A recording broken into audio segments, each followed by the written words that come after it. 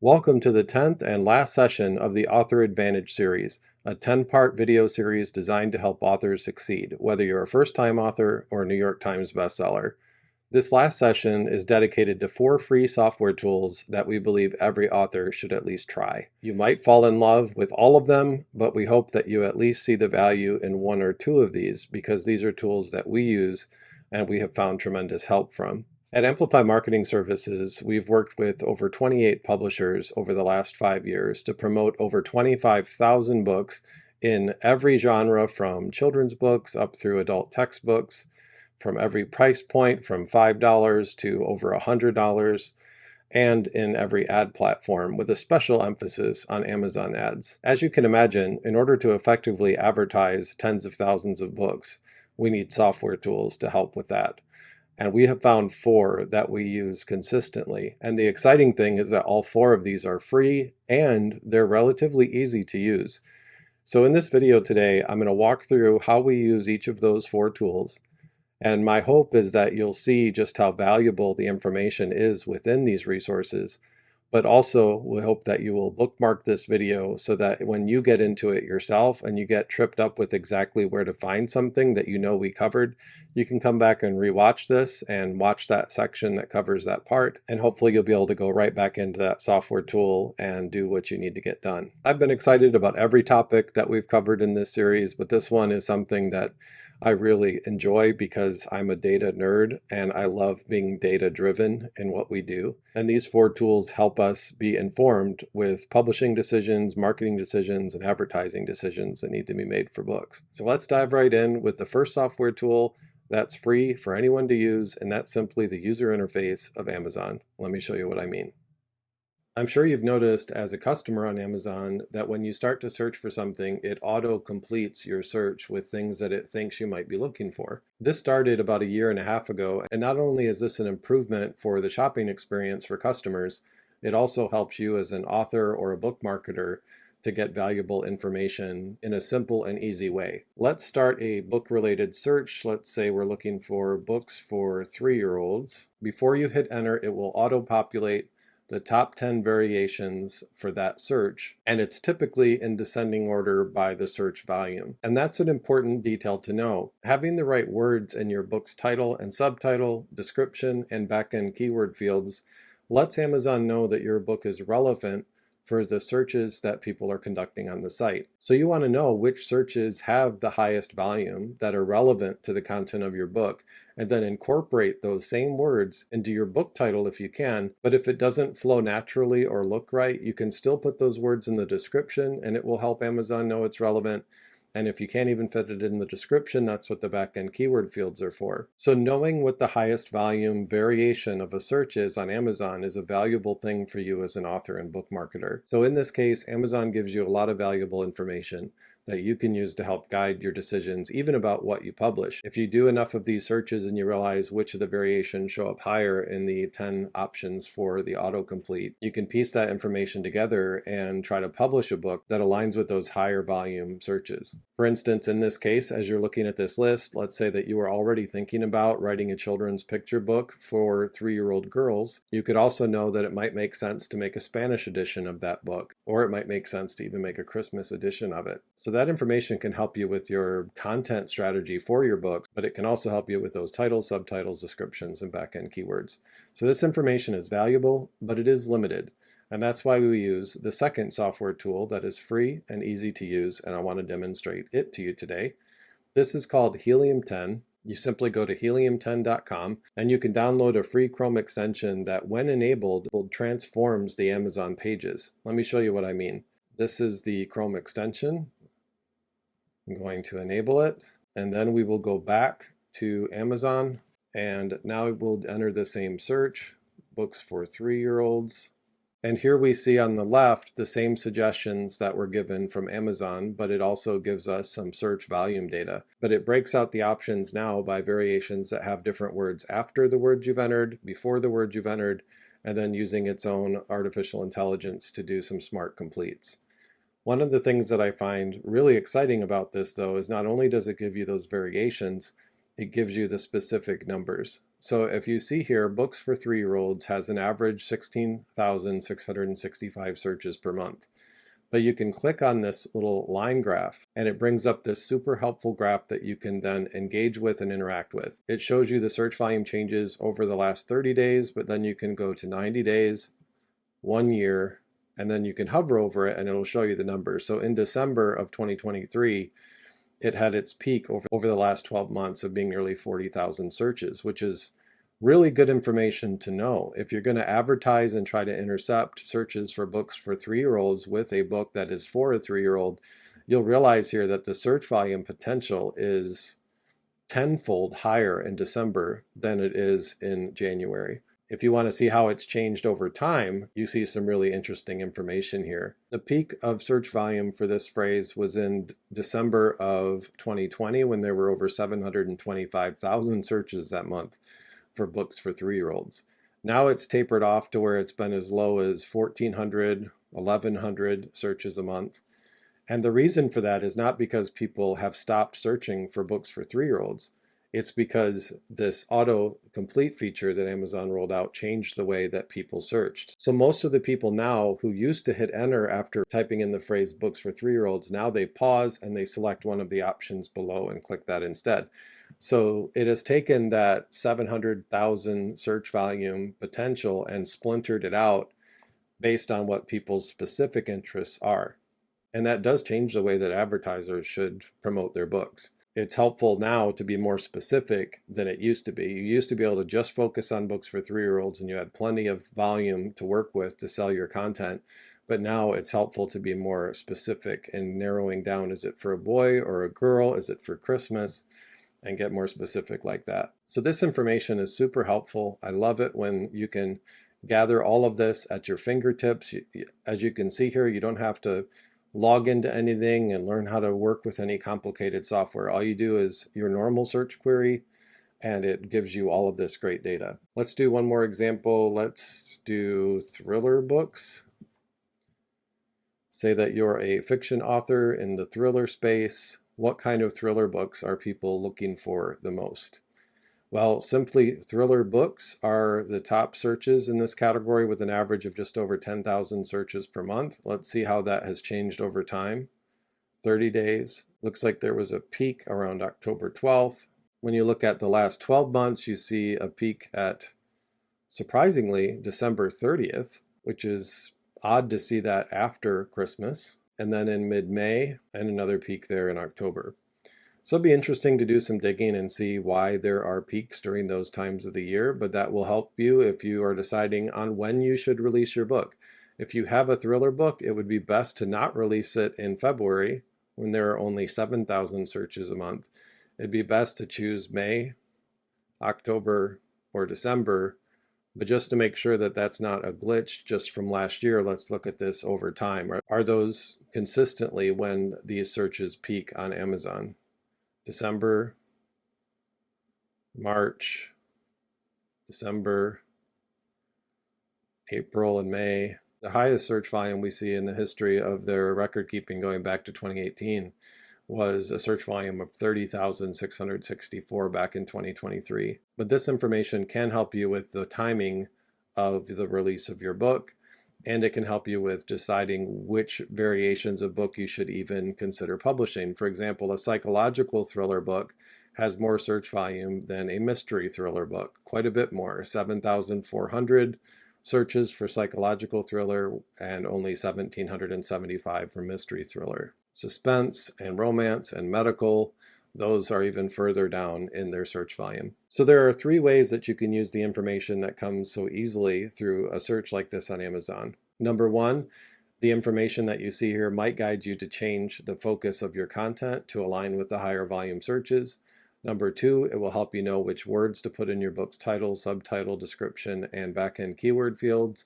And number 3, it can help you determine the timing for when you release your book. So that's just one benefit of using Helium 10, but there are others, and let's take a look at that.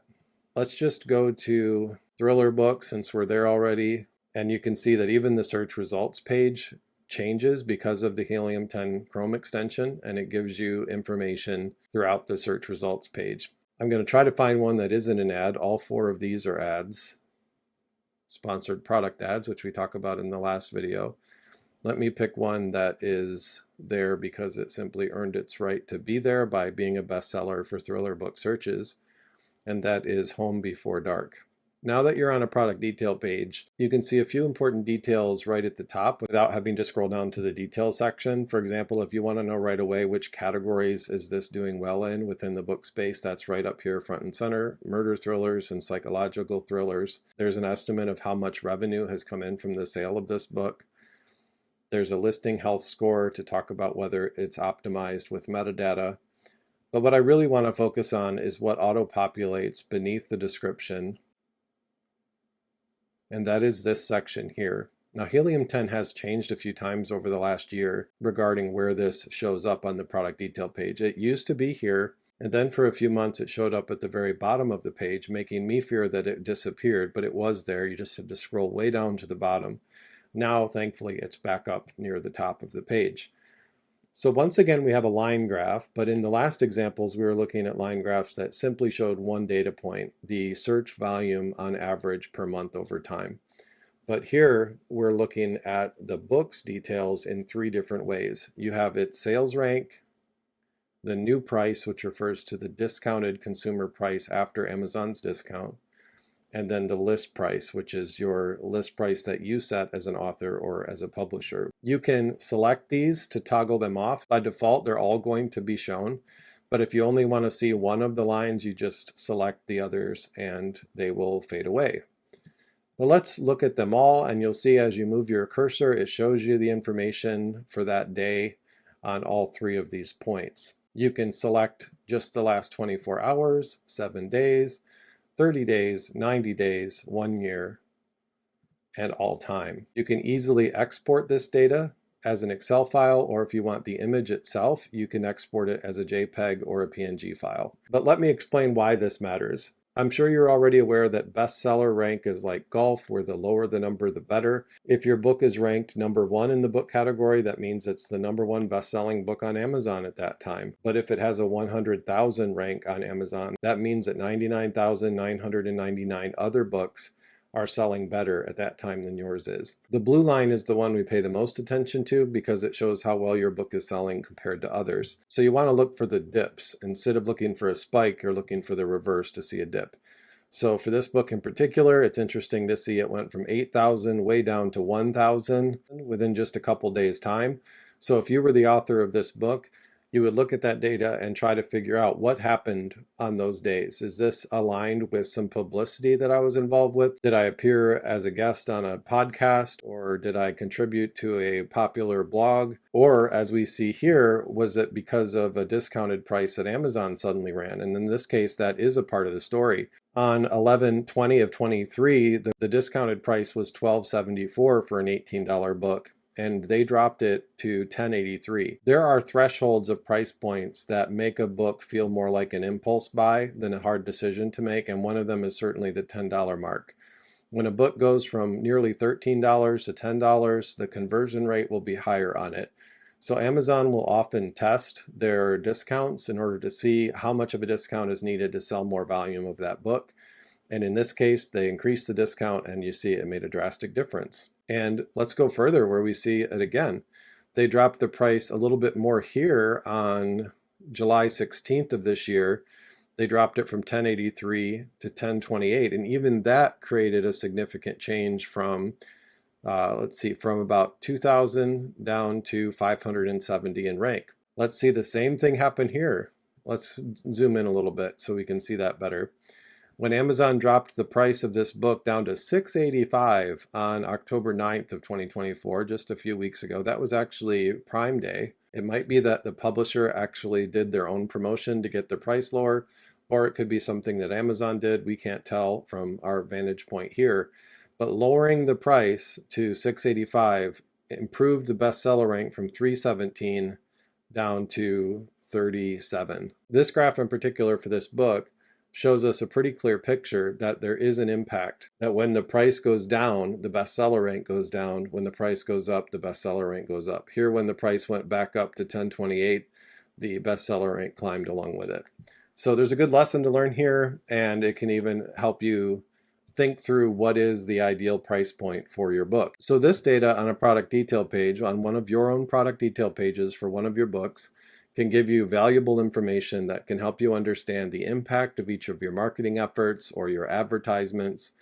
It can show you the impact of price changes and discount changes on Amazon, and you can use that data to make wise and informed decisions. But not only can you do that for your books, you can do it for any book on Amazon. So take the closest competitors to yours, say the top 10 in the same category of book that yours is in, and do an analysis like this. See what they're priced at. See what changes happened for them with their bestseller rank when they changed prices or when Amazon increased or decreased the price. See when they had drastic improvements in bestseller rank. And if it was all around a very specific day, do a Google search that is timed for that same window of time where it only looks for things that happened within that window of time for that book title, and see what happened. See if there were some social media posts, see if there was a blog or a video that was released. You can learn so much about the marketing strategy of publishers and other authors by looking at this data for their books. We encourage anyone who's in the book business to have access to this free tool because it's just so helpful and it gives so much insight into what works and how you can replicate that success. Another way to use this in the context of a competitor is to see what impact your book's release has on the closest competitors to it. So if you have a big new release coming out and you have 3 or 4 other books in mind that you want to gain market share from, see how successful you are at that. See if their bestseller rank worsened when your book released. Or you can see if there was a negative impact on your competitor's bestseller rank on specific days when you either ran a sale price or you were active in some type of publicity event. I want more than just data as a marketer. And for you as an author, I know you want more than just data points. You want more than just numbers of bestseller rank and percentages of improvement. And that's what you get from this. You can tell a narrative, you can see the story of what's happening, especially when you combine the data that you have with the data from competitors. So there's so many different ways to understand how your book is doing within the market of book selling by using this tool that just shows up automatically on a product detail page when your Helium Chrome extension is enabled. It is a great tool. I do have one fair warning for you about using Helium 10. It does increase the load time for your searches on Amazon. So when you're done doing your research, it's important to go back and toggle that off. And then you have to refresh it to get rid of all of that data. It used to be when you toggled that off, it would automatically refresh every Amazon page and remove the extra data that's there. It doesn't do that now. Maybe that'll come back again later. But right now you do have to refresh it in order to clean up your page and make it work faster again. The next free software tool is very different than Helium 10 or using Amazon's own user interface. But it's something I find to be very helpful for me as a book marketer and for authors as well. This is DIY Book Design or DIYBookCovers.com. And this is a really helpful tool for you as an author in a number of different areas. First of all, if you want to mock up a cover design, either just to see for yourself if the elements that you want incorporated can even fit in one book cover, or if all of the elements of your book cover flow as naturally as you envision, it can be really helpful to mock up just a rudimentary book cover design. Let me show you how this works. You start by simply choosing either a single or a composite design that you want your book cover rendered as. And you have various examples of digital, whether it's an iPhone, an iPad, a Kindle edition, or you have hardcovers and paperbacks, some with the spine out and some with the edges out. You have different thicknesses for each as well. So let's choose this one here as a paperback that doesn't require a spined design to be uploaded with it, just for simplicity's sake. Then you click Next. We will look for the cover design that we made for our year in review related to the book industry and the changes that happened in 2023 on Amazon. Click Upload. Then you click Next. And now it's as simple as clicking the PNG or the JPEG file. PNG will have a transparent background, which makes it easier to put into various designs. Just click that, and I'll open this up. And there you have it. So that gives you a little bit better idea of what this design that you have mocked up could look like in a physical format. But not only can you design a digital rendering, if you have finalized your cover design, you can then go down further on the page and click on these templates and create an immediate graphic that you can use in a normal organic social post or in an ad on social media or on some other website. So I find this to be a helpful tool, and I recommend that every author and book marketer consider ways that they can leverage this in their strategies. The fourth and last free software tool available to authors and book marketers is AI. And in this case, we're going to use ChatGPT as an example. Let me start with a warning here that you have to be very cautious and careful about using anything that you get from AI. There could be some copyright issues involved, or there could be some inaccuracies. So be very careful before using anything as final copy for anything that you're doing. Let me just walk through a few of the ways that you can use this. Give me 10 of the top search variations on Amazon for thriller books. This is something we already did. As you can see here, that's accurate. That's just about exactly what we saw before. Let's then consider how to do some keyword research. Which words should be incorporated into the back-end keywords for a thriller book? And it gives you those examples. You shouldn't use any of those that aren't accurate, but it gives you some examples. Maybe you wouldn't think of including plot twist in any of your keywords, or investigation, or conspiracy. So this can give you a really good start to some of your decisions you need to make about keywords in your product details. Let's go back now to books for 3-year-olds. I'm going to select a book. You have to go down a ways to find one that's not an ad. Here we go. Imagine that you're the author of this book and you wonder if there's a better way to describe the content to shoppers on Amazon. You can just copy that, come back over to ChatGPT and say, improve upon the following description for a book. And we'll paste that in. I use this a lot for other things. If I have an email that I feel like is just a little bit too clunky or long, I'll copy my email and paste it here and ask it to give me a shorter version of it. Sometimes I have copy that I think is just perfect for something that I want to do, and I'll put it in here and it'll give me something that improves it, sometimes slightly and sometimes considerably. So here it's giving you what it considers to be an improvement upon the copy that describes that book, and you should be very careful to make sure it's accurate and that there isn't anything that's copywritten within it. But that's just one way that you can use AI as an author. You can even use ChatGPT to help you refine how you can title your book. To give you an example of this, let's talk about this video in particular and the title that I have for it. 10 options for the title of a video that is about 4 free software tools for authors to use in marketing. It gives some really good options there. But let's say that I am a sucker for alliteration. I can say now make those alliterated.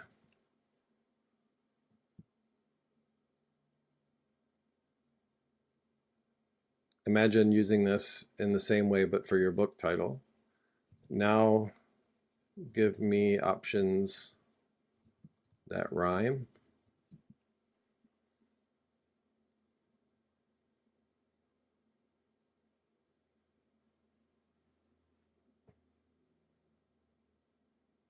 Some great options there.